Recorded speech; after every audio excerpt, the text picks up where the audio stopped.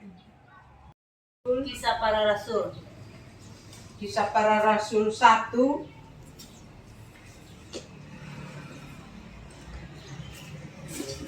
ayat yang ke-6 sampai ayat yang ke-11.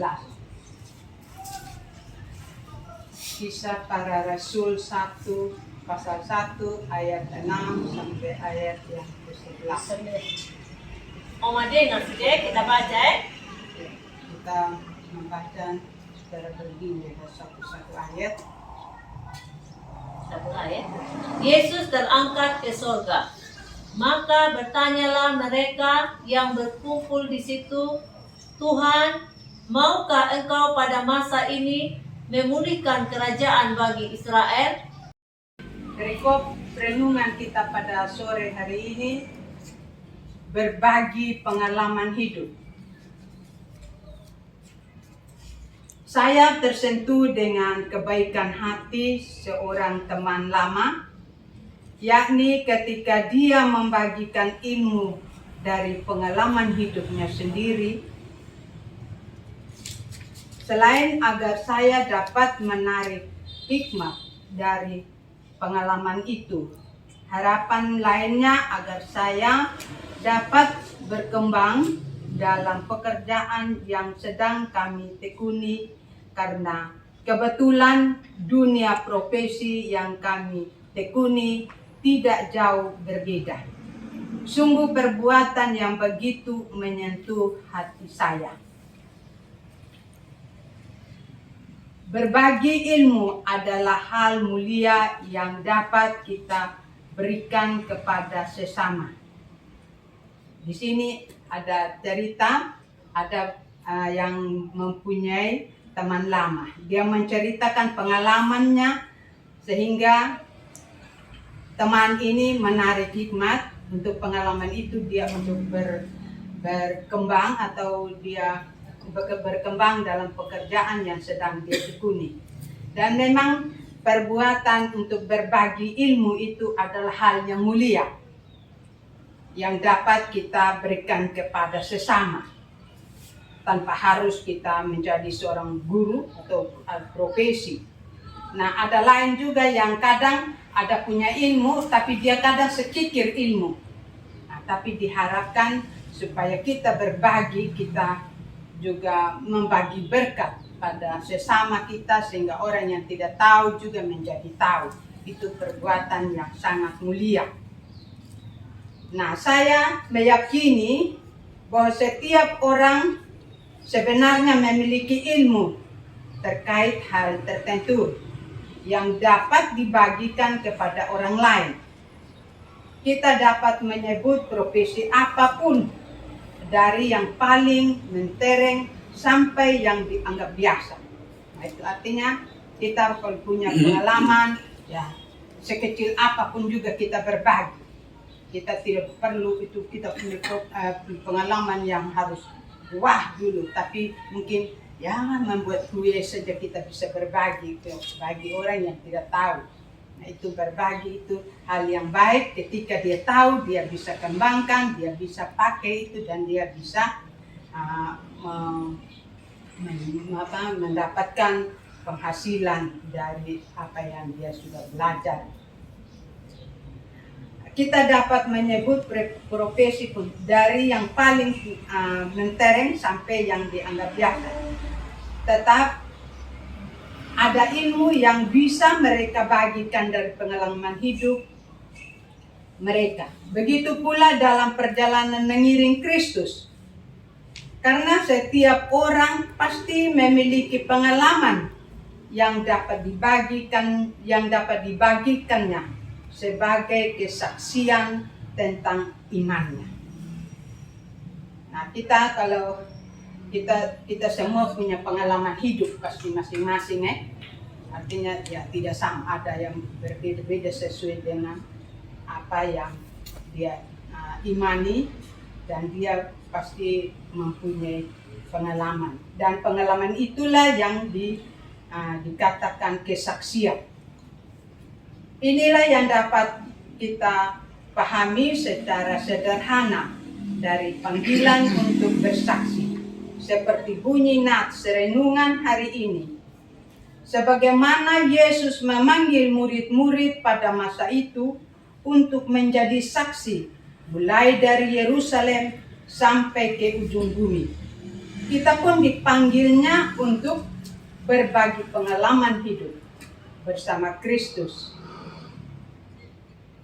yang bisa diawali dari keluarga kita sendiri. Terkadang kesaksian itu tak harus berupa kisah yang spektakuler.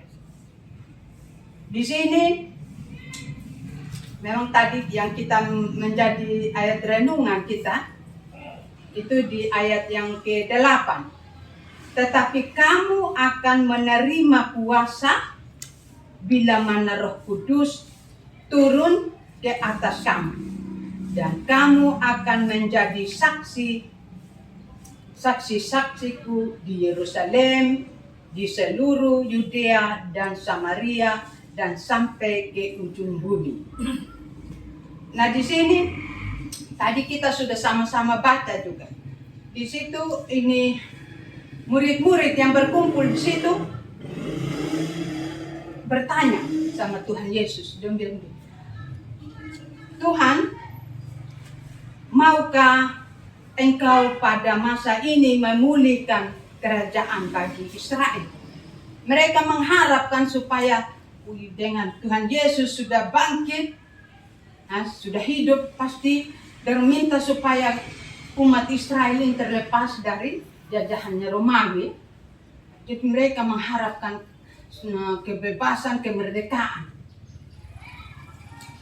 Tapi di sini Tuhan Yesus langsung menjawab, engkau tidak perlu mengetahui masa dan waktu yang ditetapkan Bapa sendiri menurut kuasanya. Jadi Bapa, Yesus sendiri tidak memberikan kepastian, tapi dia bilang Bapa sendiri yang punya kuasa, otoritasnya Bapa. Nah, di sini langsung diambil dalam ayat yang ke-8, tetapi kamu akan menerima. Tuhan Yesus langsung bilang, bukan menerima itu untuk mendapat kebahagiaan, tapi menerima untuk melakukan, yaitu melakukan kesaksian tentang Yesus. Jadi Tuhan Yesus katakan, nanti Roh Kudus, kamu akan menerima Roh Kudus. Itu menerima Roh Kudus akan menjadi saksiku di Yerusalem. Jadi Tuhan Yesus berpesan kepada murid-murid untuk menjadi saksi, untuk menceritakan kabar baik ini kepada dari Samaria, dari Yudea, Samaria, dan sampai ke ujung bumi. Nah, kita pun menerima atau kita pun harus menjadi saksi. Nah, kesaksian kita itu ya seperti ya kita kesaksian tentang Yesus, apa yang sudah kita dengar, kita tiap ya isinya begitu aja. Yang kita pernah pergi gereja, kita sudah dengar firman tentang Yesus punya misi pekerjaan dia selagi dia di dunia. Dia melakukan hal-hal yang baik, menyembuhkan orang, mencelek mata orang, menyembuhkan orang sakit, membangkitkan orang mati juga. Nah, itulah yang kita harus menceritakan terus, kesaksian hidup ini, kabar baik ini yang kita perlu sampaikan kepada dunia. Nah, di sini memang kita kalau lihat sekarang bukan saja kita harus mencari yang bukan orang Kristen, tapi kepada orang Kristen lah kita harus pergi, kita harus bersaksi. Kita ini dalam kumpulan begini perlu dengan kita ada firman yang kita baca setiap kali perjumpaan kita harus bersaksi, menceritakan tentang kebaikan Tuhan, kemahakuasaan Tuhan di dalam sepanjang hari hidup kita. Mungkin kesaksian yang kita masing-masing, kesaksian kalau kita masih diberi nafas kehidupan, itu perlu kita menyatakan itu bahwa kemurahan Tuhan, kita masih diberi nafas kehidupan. usia sampai saat ini itu berkat pengasihan Tuhan. Tuhan masih tuntun sampai usia begini.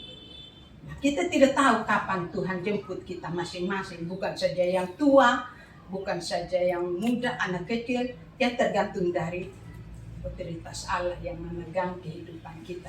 Jadi kita selama kita ada di dunia, selama kita diberi hidup, tugas kita adalah bersaksi. Bersaksi tentang kebaikan, kemurahan, keselamatan yang Tuhan berikan buat kita. Mungkin dalam lingkungan kecil saja, mungkin dalam keluarga. Kita juga ya, pendeta bertugas orang. Kalau kita ya sebagai ini, kita mungkin bercerita ke anak-anak. Kalau kita di rumah sebagai orang tua, kita menceritakan, kita baca firman, kita buat persekutuan, kita bercerita tentang kebaikan Tuhan, Maha Kuasa Tuhan. Karena Tuhan adalah Tuhan Yesus yang sudah menebus kita dari dosa kita. Sehingga anak-anak kita juga terdidik dengan didikan dari orang tua. Walaupun nanti kalau yang KPR, KPR sekolah minggu, mereka pun diajarkan. Dan terus sehingga firman Tuhan terus bertumbuh dan bertumbuh. Terus sampai akhir daripada dunia ini. Dan kita melihat kesaksian, mungkin saya mau berikan kesaksian. Dia bilang di sini berbagi pengalaman. Kita semua terus dikuatkan, menyadari kebaikan Tuhan, dan kita terus menceritakan kebaikan Tuhan. Amin buat firman Tuhan. Kita tutup dengan doa Lama lebih baik. Lebih lama, tapi Oma usia sudah tidak kuat lagi.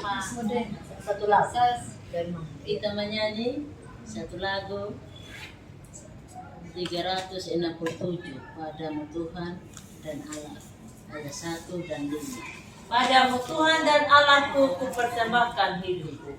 Padamu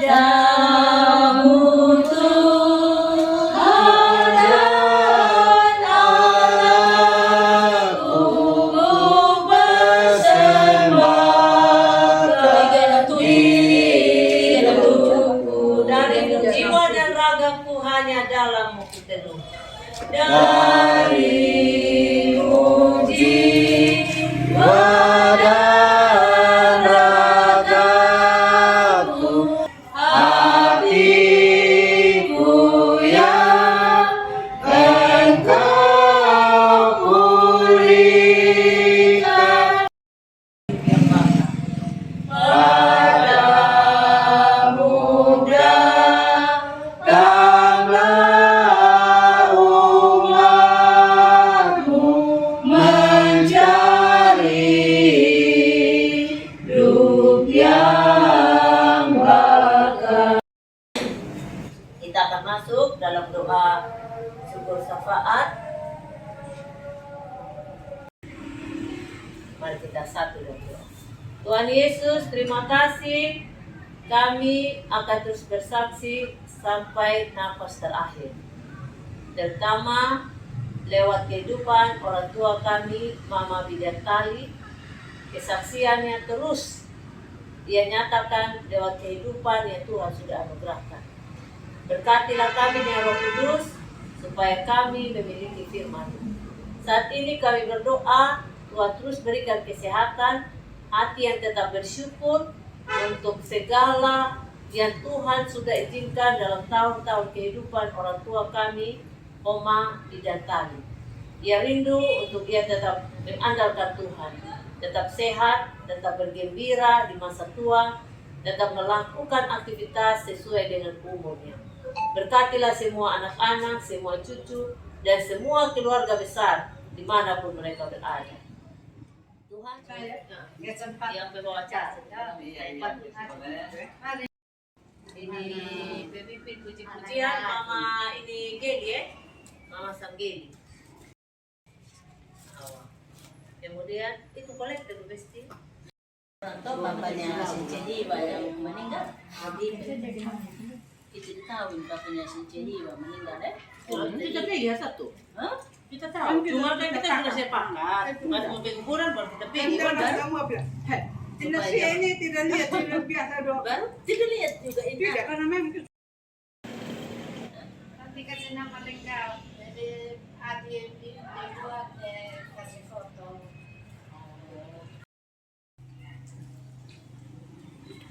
Tiga saja cucu. Tiga cucu.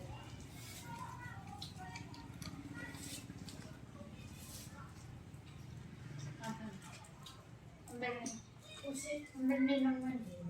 Sudah kita ambil dulu. Cucu tangan. Pertama dia. Iya, jadi pemandu, mama mau kata lagi, ya kalau kita pandu itu tetap kita harus omong sampai selesai.